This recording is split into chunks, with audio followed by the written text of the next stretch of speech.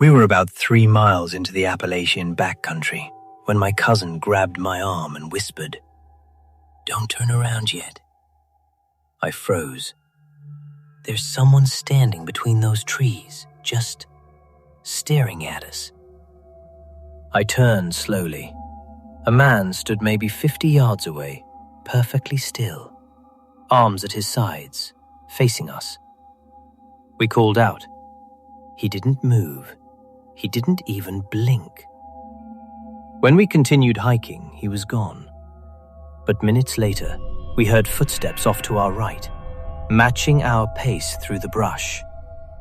Every time we stopped, the footsteps stopped. The trail opened onto an old logging road, and that's when we saw him again. Closer this time. Same blank stare. My cousin raised his phone to take a picture. The man tilted his head, slowly, like he was studying us. We ran. The footsteps followed for nearly a mile before finally fading. At the ranger station, we explained what happened. The ranger just went quiet. "You're the 4th group this month," he said.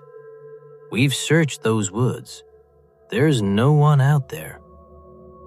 That night, I checked the photo my cousin took. The figure was there, half hidden in shadow. But when I zoomed in on his face, he was smiling. I thought that would be the end of it. But the ranger had one more question for us before we left. He asked, "Did anything else unusual happen out there?" I lied and said no, because I didn't want to tell him about what happened the next day, when I got separated during the storm. I wasn't supposed to be out there. The weather turned so fast that I had to leave the trail and take shelter. That's when I saw the cabin on the ridge. No smoke, no tracks, no path leading to it. But the door was unlocked. Inside, a kettle was still warm, boots by the door, a jacket draped over a chair. Everything looked lived in. I called out. No answer. As the storm got worse, I decided to stay the night. That's when I realized something was wrong.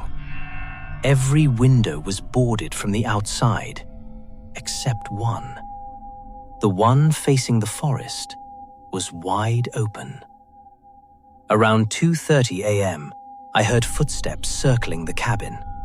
Slow, heavy, deliberate. They stopped beneath the open window. Then I heard breathing. Long, steady inhales, like someone was trying to identify me by scent. I didn't move. I didn't make a sound. At dawn, I left without looking back. Days later, I told the ranger about the cabin. He shook his head. "That place collapsed 20 years ago," he said.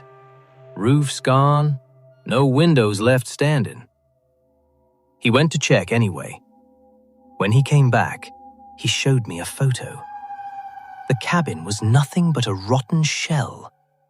But in the mud near the old foundation was a single, fresh boot print, facing the forest. And it matched the boots I saw by the door.